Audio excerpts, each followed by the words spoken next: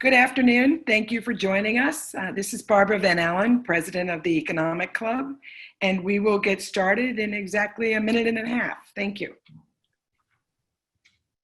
Good afternoon and welcome to the 541st meeting of the Economic Club of New York in our 113th year. I'm Mike O'Neill, Vice Chairman of the Economic Club of New York and retired Chairman of Citigroup. The Economic Club of New York is the nation's leading nonpartisan forum for discussions on economic, social, and political issues. The mission is as important today as it ever was, as we continue to bring people together as a catalyst for conversation and innovation. We proudly stand with all communities seeking inclusion and mutual understanding. Special welcome to guests of our members and members of the Economic Clubs of Chicago and Washington, D.C., and members of SIFMA, whom we have also invited to join the webinar today. Delighted to also have joining us members of the ECNY 2020 class of fellows. Before we begin, I'd like to thank our healthcare workers and our frontline workers for all that they do, particularly during these challenging times, to keep us healthy and safe. It's a pleasure for me to now introduce our guest today, Ellen Zentner. Ellen is the chief U.S. economist and managing director of Morgan Stanley, which she joined in 2013 from Nomura Securities International. Ellen serves on the Treasury Borrowing Advisory Committee, the Economic Advisory Panel for the Federal Reserve Bank of New York, as well as the American Bankers Association, and is chair of SIFMA's Economic Advisory Roundtable. She's a director of the National Association for Business Economics, as well as the NABE Foundation, where she was a former president. Ellen holds a Bachelor of Business Administration and a master's degree in economics from the University of Colorado. Today's format will be a conversation which we are fortunate to have ECNY Club member Kenneth Bentsen Jr. doing the honors. Ken is president and CEO of SIFMA. He is also the CEO of the Global Financial Markets Association, SIFMA's global affiliate, and chair of Engage China, a coalition of 12 U.S. financial services trade associations united in support of high-level engagement with China. Previously, he served as president and earlier as the executive vice president of the Public Policy and Advocacy for SIFMA, where he was responsible for SIFMA's legal, regulatory, and legislative affairs and advocacy initiatives. From 1995 to 2003, he served as a member of the United States House of Representatives from Texas, where he sat on the House Financial Services Committee and separately on the House Budget Committee. We will end promptly at 2:45, and any questions that were sent to the club from members in advance were shared with Ken. As a reminder, this conversation is on the record, as we do have media on the line. So Ellen, now over to you. Good luck on what I suspect is a difficult task of predicting the next 6 months. Thank you. Right. So, Mike, and thank you as well for having us. And I might say at the outset, we did, to your point, we did receive some questions that were sent in beforehand. And I think working with Ellen, we've wrapped those into the conversation that we'll have. So hopefully we'll hit the mark for those who were kind enough to submit questions. Terrific. Right. So maybe to get started, I know, as you point out, Ellen's going to talk about both her own views and her forecasting, as difficult as that is in the current environment for every type of economic forecast, but also we'll touch on the on SIFMA's Economic Advisory Roundtable's mid-year report that we just released last week. So, Ellen and I had a chance to talk this week as we prepared for this event, and notwithstanding the report that our roundtable put out last week, subsequently we also had a jobs report that came out last week, a report that was far different than pretty much every analyst or forecaster had thought it was going to be. Where May unemployment went down to 13.3% from 14.7% in April, as the U.S. added 2.5 million jobs. And so we thought we'd start with that. And maybe, Ellen, how was it that so many analysts missed the mark on that? Yeah, thanks, Ken. So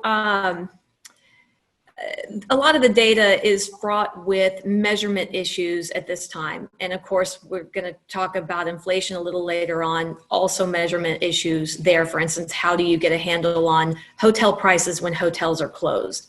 And so the employment report is no different in that the BLS advised its survey takers to count those that are unemployed due to COVID in a specific way. And many of them have been counting them as unemployed for other reasons. And so what that has done is resulted in a much lower unemployment rate than probably the true underlying rate. Now, while the unemployment rate came down in April, we estimate that it's still running around 19%. Rather than the as reported number closer to 13%, but still, even that sort of what we call shadow unemployment rate is still lower than it was. Now on the jobs number, we have to remember that this is net jobs created. So economists are trying to forecast first and foremost the number of job separations over the month. And in fact, about 9.3 million workers were separated from their jobs in May. And that broadly is in line with what we were getting in the weekly jobless claims data. But we also have to forecast the other side of the coin. And that is how many workers did we bring back? That is more uncertain because we don't have high frequency data that we can use to point to how many are coming back. We know that the states were opening up. We know that businesses opening would have to bring some amount of workers back. And it turns out that we did. We brought back 13.1 million of them. So that resulted in that net job gains of a couple of million jobs, which was surprising, but ultimately good news. So here's where I come in as an economist. We're the dismal scientists. And any good news we're supposed to throw water on. So here's the water. We're still about 19.5 million jobs below the level that we were in February. And so we've got a long way to go, but the economy is opening up. We'll continue to bring jobs back. And I think the risks that we're watching beyond how many jobs we bring back when we're opening up is that the only way to see this play out, if we're right and the unemployment rate comes down as people come back, is if that unemployment rate decline starts to stall at some point. And that's where we would then become concerned that we're just not going to bring back as many workers as we thought. But so far, we're off to a good start. And you sort of underscore the difficulty in forecasting. Forecasting is difficult in more benign environments. Obviously, this is far from a benign environment, and some have even been skipping their forecast, right? Sure. Some have definitely been skipping their forecasts. The most well-known is the Fed, who skipped its own forecast back in March. So they needed to focus on developments at hand, injecting liquidity into the economy, getting these extraordinary measures put in place, and battling the very sharp drop in demand and closing of the economy. And frankly, if they had put out forecasts at that time, they wouldn't have been very credible. And so the Fed would have been spinning its wheels. From about mid-March, which is when I began working from home, to about mid-April, I revised our forecast at Morgan Stanley no less than 3 times, which is just incredible when these tend to be, forecast updates are few and far between. And that's because each time I would put out a forecast, there would be a greater number of states that would shut down than I had built into my assumptions. And it was really only once it was clear that all 50 states were going to shut down that we finally were hitting the mark on just how deep the downturn would be. And we're able to slow down the pace of forecast updates. So it's been, these are nail-biting moments for sure. And while things appear to be relatively more calm now, there is still a considerable amount of uncertainty around the outlook. So, and again, looking at the May numbers, are there any? And obviously, it's hard to predict what June will be, but were there any green shoots in the May numbers that maybe gives us an inkling towards June? Yeah, I think that, we're going to continue to see jobs coming back because states are moving through their phases of reopening, albeit to different degrees. And so we're going to see a lift in activity just because a lot of pent-up demand is going to come through. So we've shut the economy down for 2 months, and we've plugged the hole in income with fiscal support for all those that have lost a job. So a lot of pent-up demand will be coming through, and I suspect we'll continue to see that pent-up demand come through all the way through July. So one good example of that pent-up demand is motor vehicle sales. Dealers are telling us that they're having difficulty finding enough vehicles because not only did demand drop off, but so did production. So it's not like we had some big inventory overhang. Used cars, very difficult to find enough used cars because there's not enough new vehicles. Restaurant sales have picked up. And to me, that speaks to the degree of trust that households already have in businesses to provide safe service. So there are some states that already have restaurants open. And so it's really some of the hardest hit sectors during the shutdown that are going to show the biggest rebound. The outlier to all that is, of course, the high density services, which are the obvious outlier, and those are going to be the last to come back because it may not be until after a vaccine that some governments allow those high density events, let's say, to occur. So that will be lagging. But I want to keep drawing back to rather than being so focused on what's going on now, because this is really a structural factor of opening up the economy and allowing more activity to take place.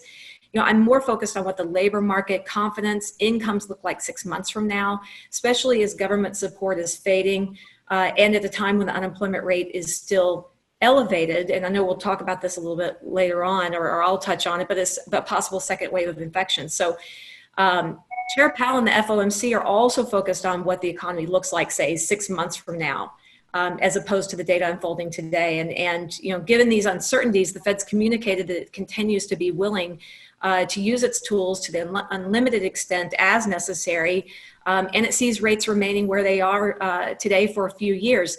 Yesterday we got the FOMC meeting, and probably my favorite quote from any Fed chair ever was Jay Powell's quote. We're not thinking about raising interest rates. We're not even thinking about raising interest rates. I mean, there's no more powerful forward guidance than that. Yeah, that's certainly a departure from the famous Alan Greenspan Fed speak. Probably couldn't be more clear in what you were trying to communicate than that. Maybe shifting gears for a second, and really two things. One is, shifting gears. Let's go to this on global economic growth. Obviously, there's also been we focus a lot on the U.S., but what's happening in Europe, what's happening in Asia. Are there things that you're seeing globally that we should be concerned about, or that could have a spillover effect on the U.S.?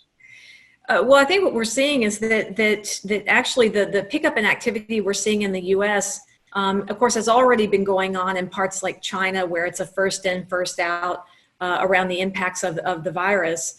And over the last few weeks, if I split it up into developed market economies and emerging market economies, we've seen significant improvement in mobility across developed market economies.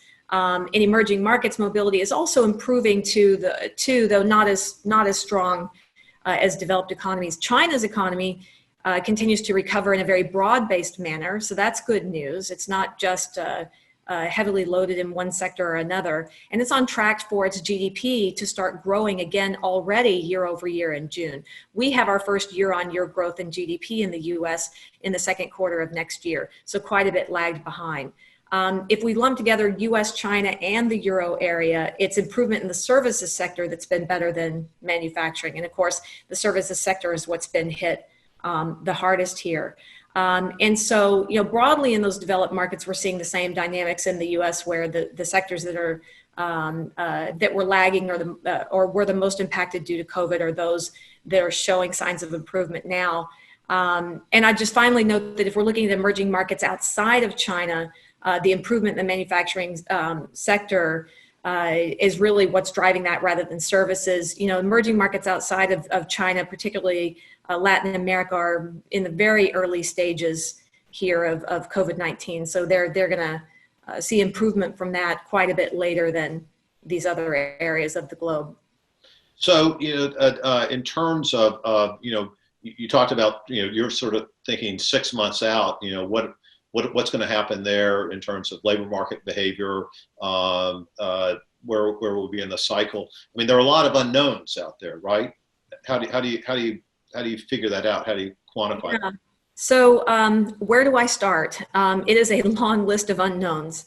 So for instance, and this is the case for all of our economists that participate on SIFMA's roundtable survey, in terms of all of us, what were our assumptions for further policy support we get from Congress this year or from the Fed this year? How large will the Fed's balance sheet get? That matters for an economic outlook. How will the election affect sentiment? Remember, we have a presidential election this year, so we've sort of gotten overshadowed. Will U.S.-China trade tensions come back to the fore? Will that be enough to roil markets? Will a second wave of infections occur in the fall, and to what extent do we see a return of shutdowns because of that? And then how many folks will come back to work? So these are all unknowns that we have to make heroic assumptions around when putting together economic outlooks that lead to that considerable uncertainty.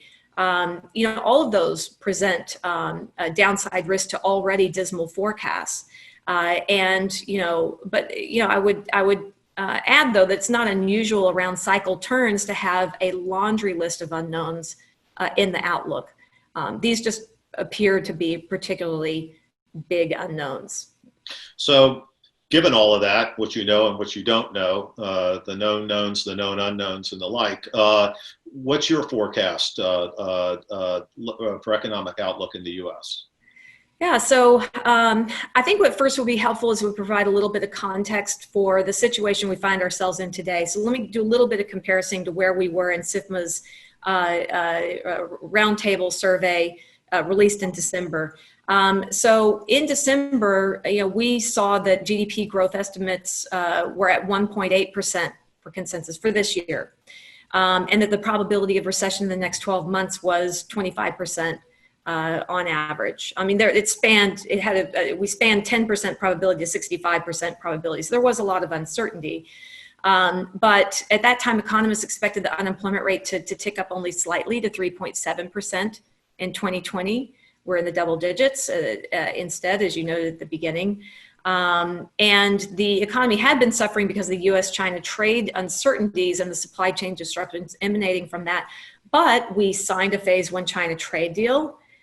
In December, there was work going on around a phase two. At that time, manufacturing indices across the globe had bounced upward, and it looked like we were coming out of that self-induced hit to growth. And of course, we weren't without concerns because at that point, the expansion had been extremely long, but the typical signs of overheating that precede economic downturns just weren't there. So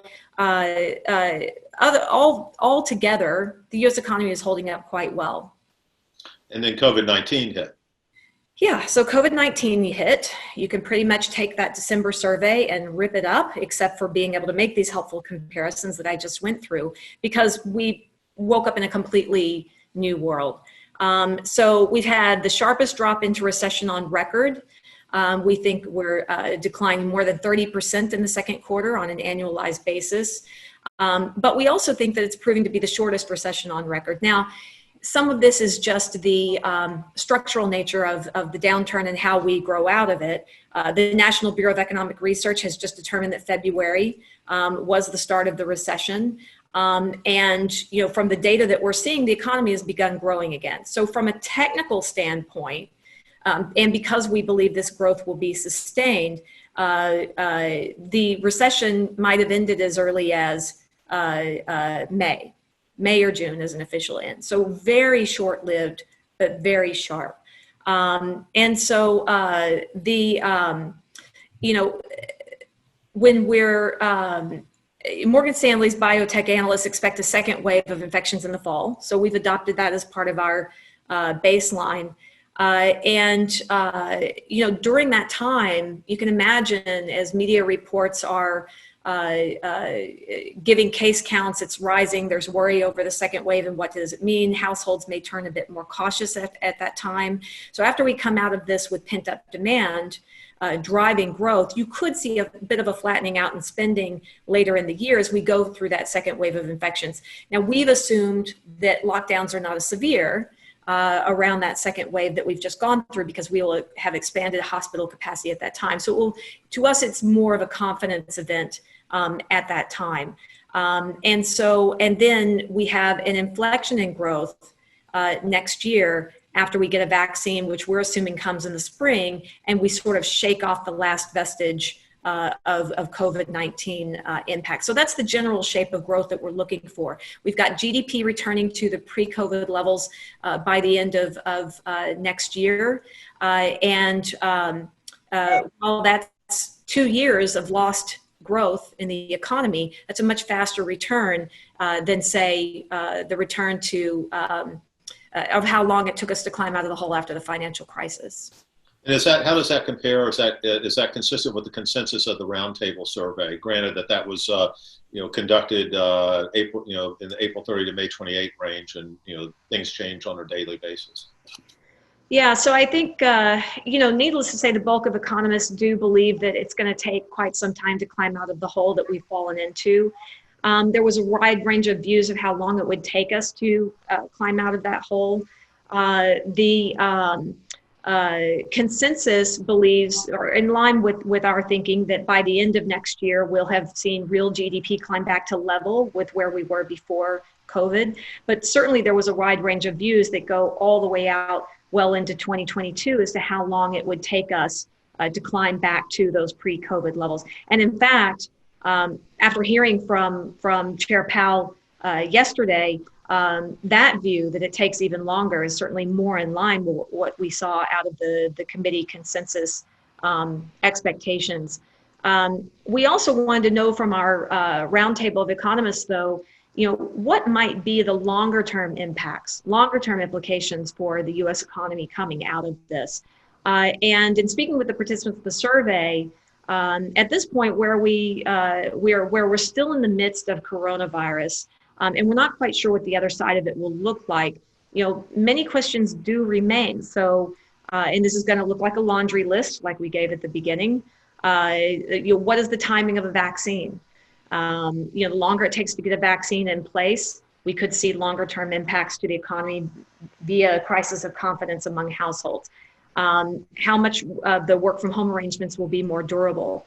Will the efficiencies that we see drive gains in productivity and employment lower? How will inflation be affected? And so answers to all of these questions matter when we think about the longer run implications for potential GDP. And so essentially, it's just too early to tell. The bulk of our economists said that their estimates of longer run potential GDP had not changed since they gave their assessment pre-COVID. But it's more a factor of it's just way too early to tell when we're trying to look at the economy 5 years out, 10 years out, and what kind of fundamental way it will be impacted.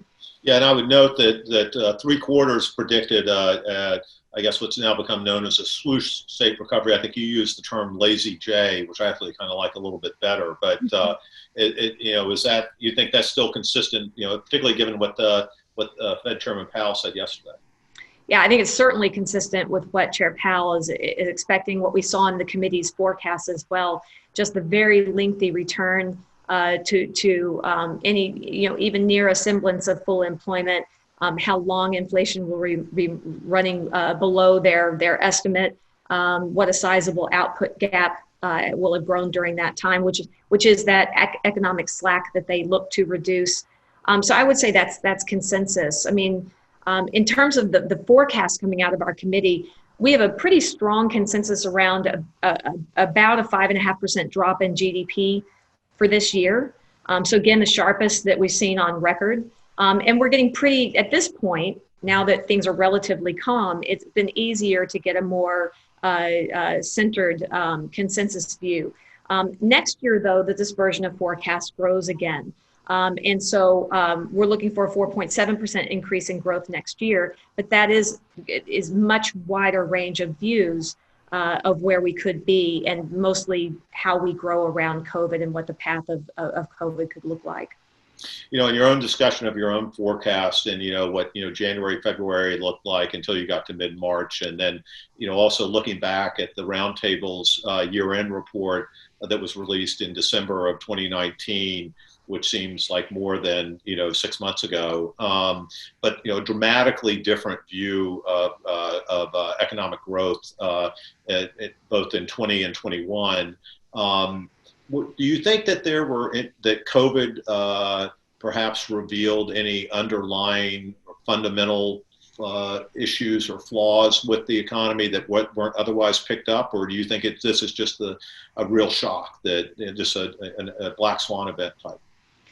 Yeah, so I'm in the black swan camp, but I will touch on something else. So it is an exogenous demand shock of profound magnitude and that no one could have seen coming. So yes, very much a black swan event. If we think about the business cycle prior to COVID-19, there really was little sign of the traditional type of overheating that we would look for leading up to a recession. Households weren't over-levered. Inflation was low. The unemployment rate was very low, but wage growth was tame. And certainly there were spots that economists were watching, for example, commercial real estate valuations, non-financial or what we call shadow lending.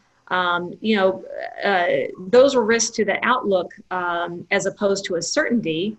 But in general, there was really nothing out there glaringly obvious that told us that we would be headed for recession. And that's why we saw a recession probability in that December survey was still at 25%, so 1 in 4 chances.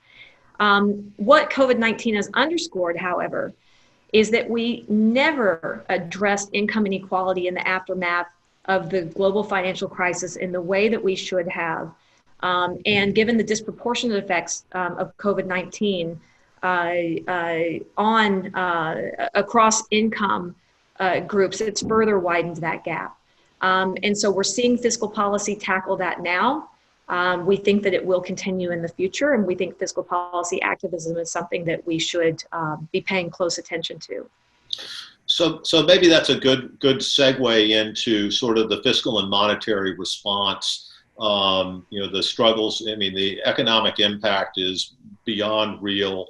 The Federal Reserve, the Treasury, the Congress have undertaken, unprecedented actions to stimulate the economy, bring stability to markets. It's like a flotilla of helicopters throwing out money, to use the Bernanke term, I guess, to some extent. What do you see here, and what's your impression so far of how this has gone, and is this enough? Yeah, so we have thrown a lot at this, a nearly unprecedented amount. Certainly the coordination we've seen between the Fed and Treasury, we've not seen since World War II, and deficit to GDP ratio is approaching World War II-like levels. And, but even more support is needed. And so our Morgan Stanley's U.S. public policy strategists are looking for an additional $1 trillion package to be passed by July 1.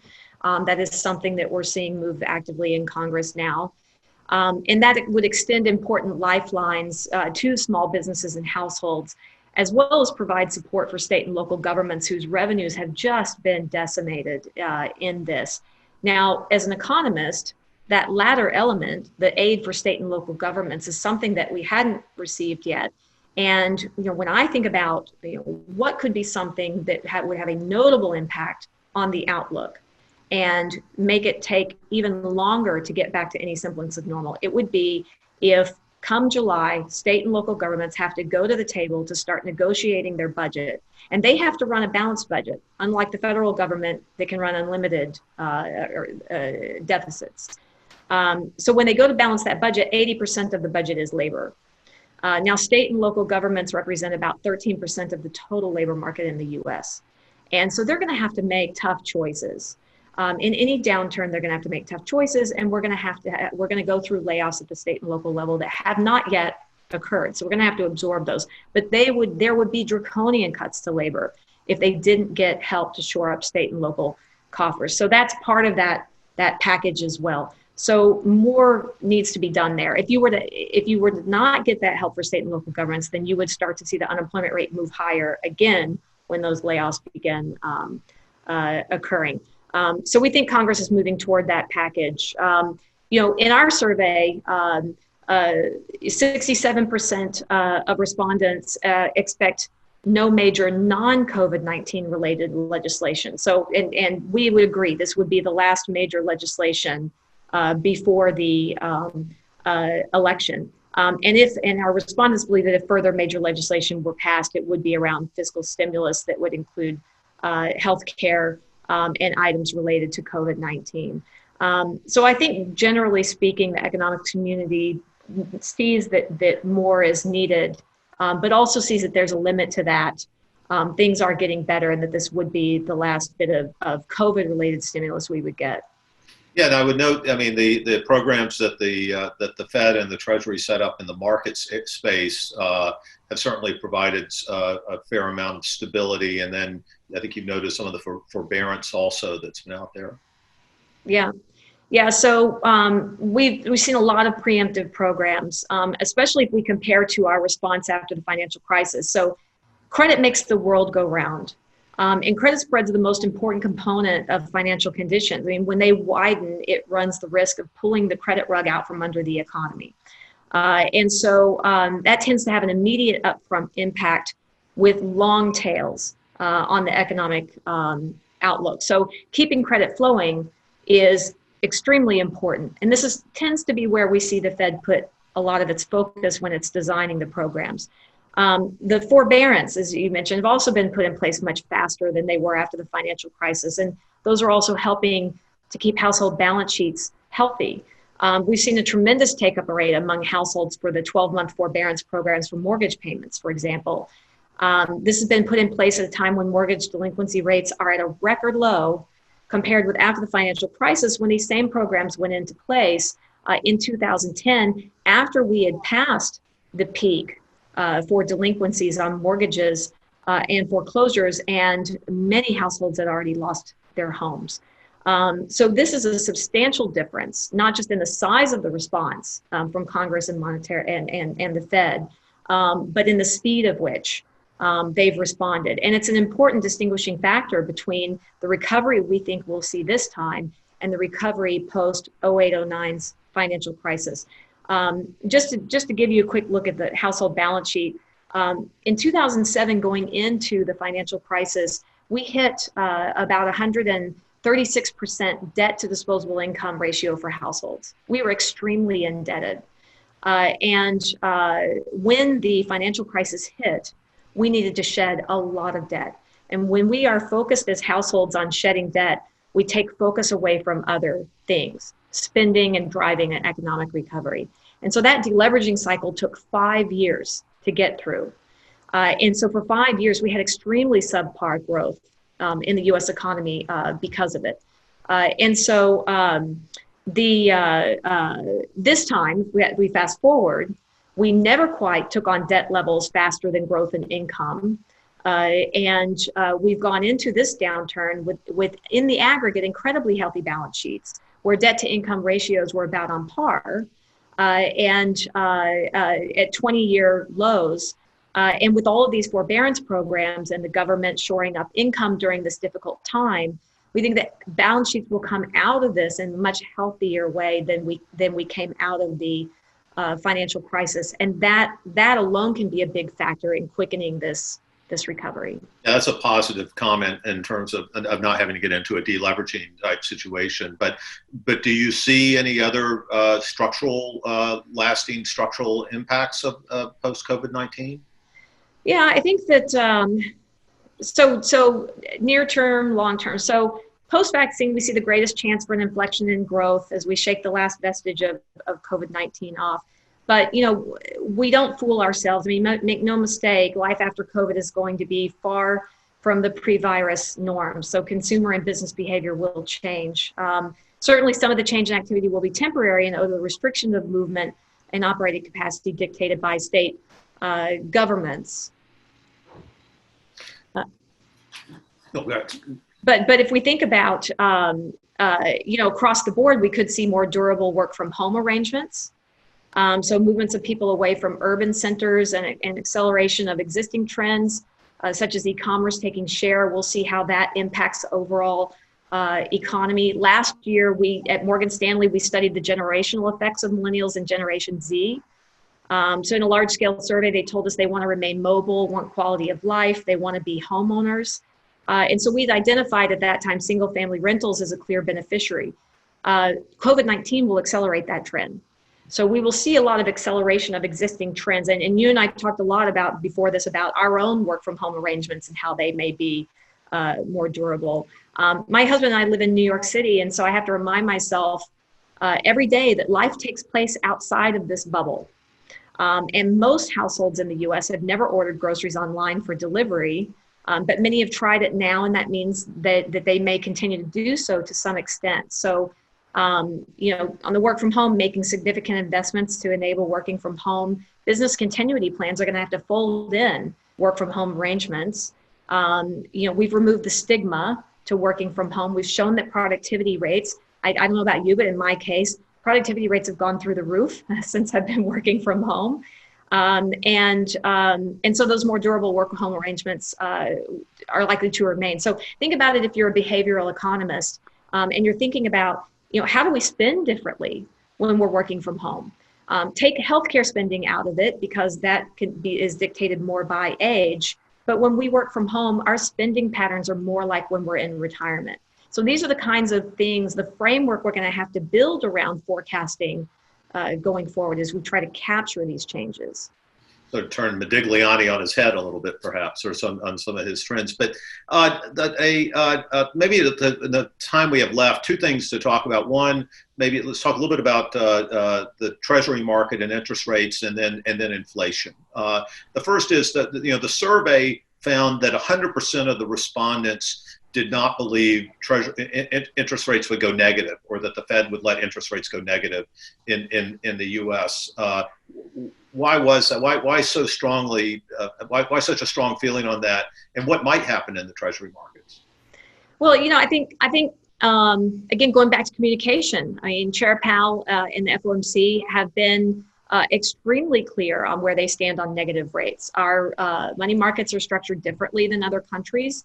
It would be detrimental to the U.S., has been their conclusion. They did very carefully study other countries' experiences with negative rates and have continued to drive that message home over and over again, that it's just not for the U.S.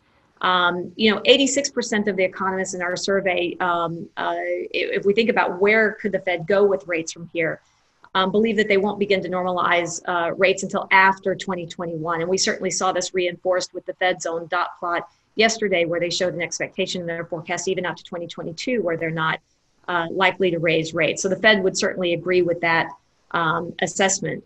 When the Fed does decide to begin raising rates, we asked our economists, what would be the top factors that they would take into account in that decision making? The impact of COVID, a large scale return to work, whether there's a second wave of COVID or not. So in the view of our economists, COVID-19, at least in the near term here, is determining the path for monetary policy. I think, one interesting area I'd like to highlight is our findings pertaining to yield curve caps. Most of our respondents, nearly 80%, expect the Fed to embark on some form of yield curve caps. Chair Powell yesterday offered his view that the Fed's reviewed yield curve cap policies. It's ongoing, so it does remain an open question. And the FOMC will judge what's needed as events unfold. And they're going to continue to discuss it in upcoming meetings. In my view, they would prefer to give, let's say, forward guidance the right of first refusal. They can be pretty powerful if they're clear with their forward guidance on how long markets should expect rates to remain low. And to the extent that markets embrace that, yield curve caps would not be needed. But you could certainly grab for that if there came a time when the market starts to pressure the Fed on raising rates earlier than the Fed feels it's ready to. And in that case, yield curve caps would be much more forceful. It was interesting. I read that yield curve caps have not been used since the Second World War. So in the U.S. at least, it's really fascinating. And then lastly, because with our time left, maybe talk about inflation. Obviously, the Fed's well below its inflation target. What was our survey's view? What's your view on where we may be headed? And obviously you had the jobs report from last week that maybe spurred some activity, but how do you see inflation? Yeah, so in our survey, the bulk of respondents expect inflation to fall, and this is core PCE, so the Fed's preferred measure, to fall to just 0.9% this year. So very much consensus around this being a demand shock that creates near-term disinflationary pressures. The top factor in the forecast is basically the recovery time from COVID. So what does demand look like on the other side of it? And economic slack, which of course would be more related to how quickly we bring workers back and how we get the unemployment rate down. In terms of, the probability of outright deflation, so falling headline prices, not just slowing prices, 41% of our economists see a 15 to 25% probability that we could see all-out deflation over the next 2 years, followed by 32% that had a 0 to 15% probability. So in most cases, a very strong view around disinflation, but a meaningful amount of economists believing that we could actually see outright deflation as well. But I think the question really gets at inflation further out. Whether the U.S. will experience structurally higher inflation over the longer term.